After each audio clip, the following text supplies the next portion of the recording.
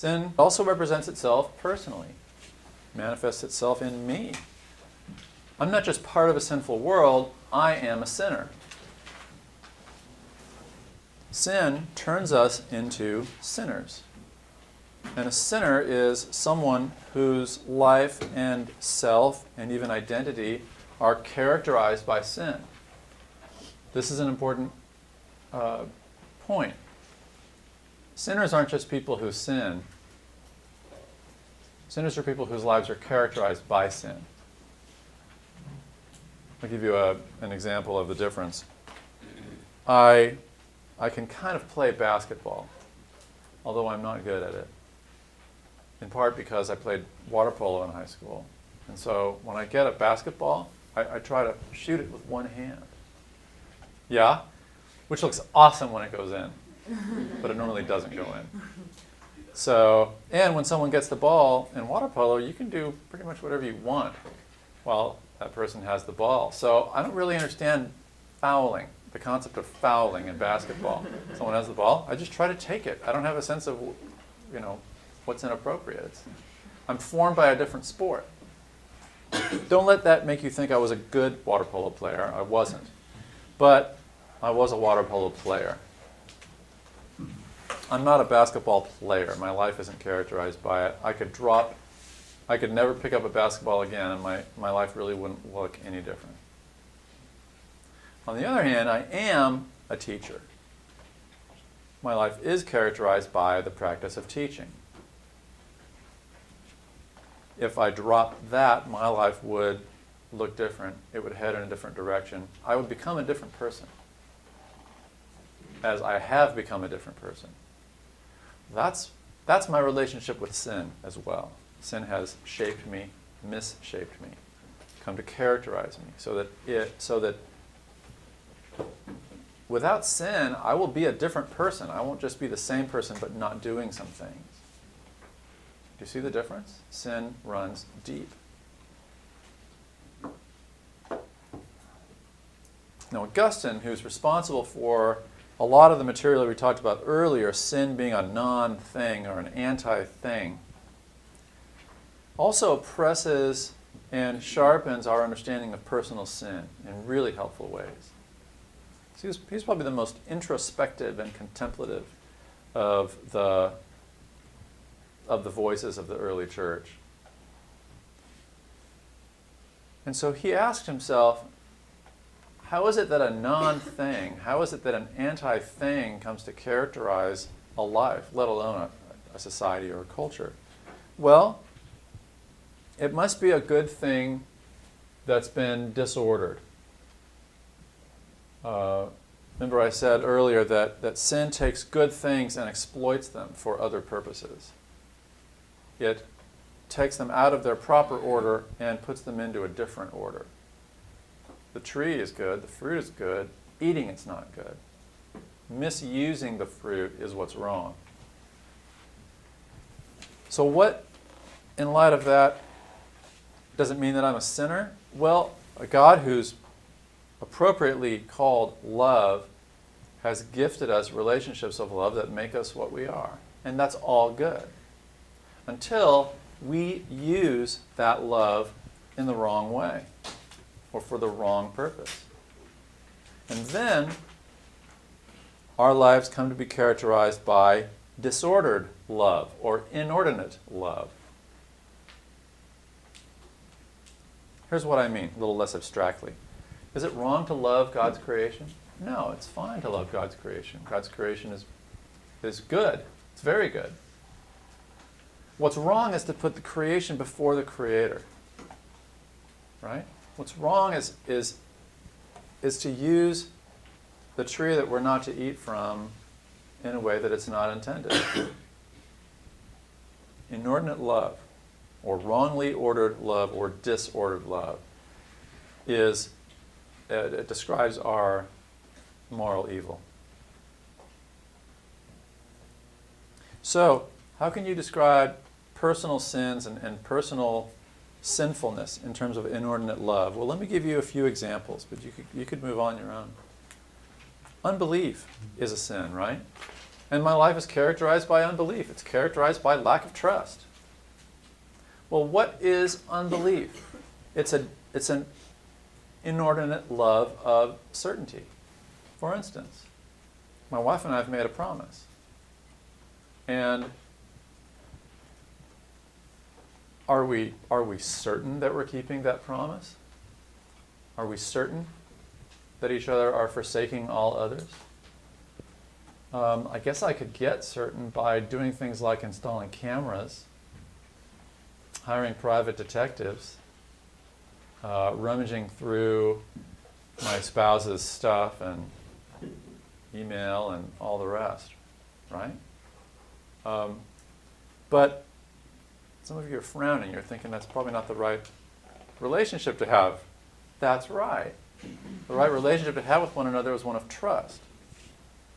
Now, trust is backed by evidence. I don't have any reason to suspect my wife, and she doesn't have any reason to suspect me. And so we live in that trust.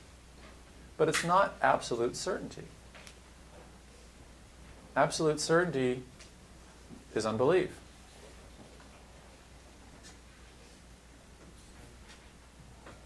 We might start rummaging through each other's lives if we start seeing signs of betrayal, but not before that. All right? The Enlightenment Project, by the way, is one massive experiment in certainty rather than trust.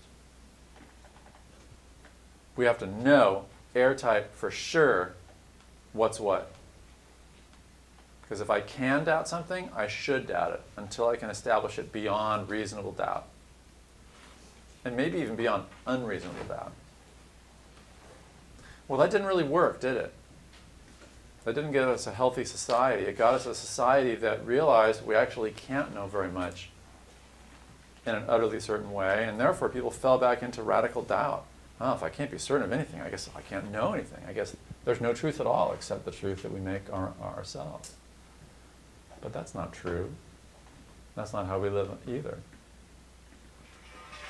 Newbegin's good at pointing out that we actually live lives that demonstrate trust. And even our doubts demonstrate trust in something else that's causing us to doubt what we doubt.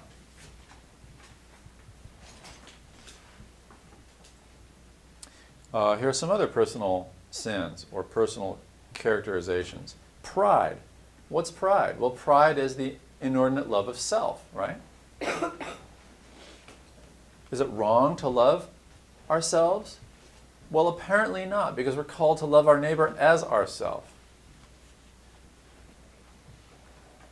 It's just inappropriate, disordered, to put our love of self above the love of neighbor or above the love of God.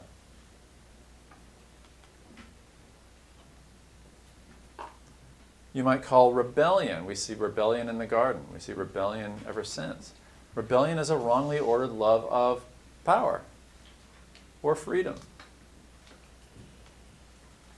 which are good things. We're made for them. For freedom, Christ has set you free, Paul says.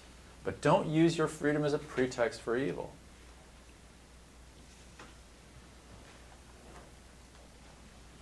Idolatry is a wrongly ordered love of the creation. Maybe it's love of beauty, maybe it's love of money, maybe it's love of food. You know, I think a lot of ancient idolatry comes from people worshiping what they view as means to a desired end. We need rain. Let's make an image, worship the image, we'll get our rain.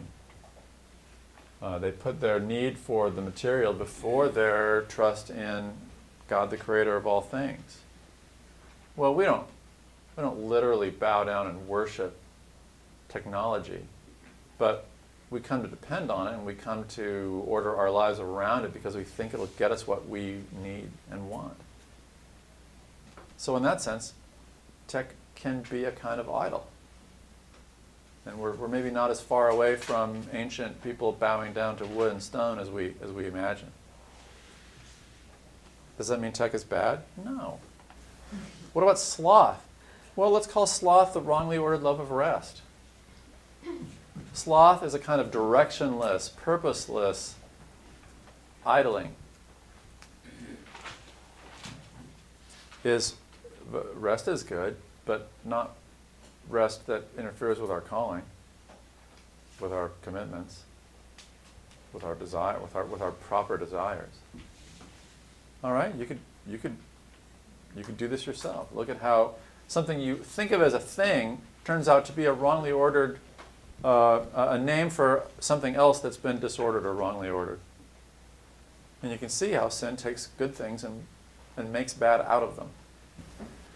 Augustine thought of pride as the granddaddy of all sins. Every sin comes down to a form of pride, a form of me putting myself above others. And feminists aren't happy with that characterization. They say, well, let's consider the situation where someone who's powerless is suffering abuse from another. Take a spouse that's being beaten by the other. The classic example is a husband who beats his wife, but actually there are plenty of wives who beat their husbands. Let's take that picture and take the abused spouse as a victim of this mistreatment. And she or he will often internalize that mistreatment and think, yeah, I was wrong to burn the toast. I was wrong not to fold the laundry appropriately. I'm not doing it right. I've got to do perfectly. I'll be better.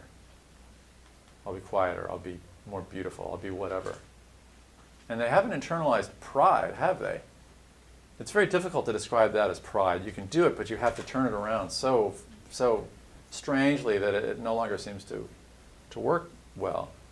Let's call it something else. Let's call it self-loathing.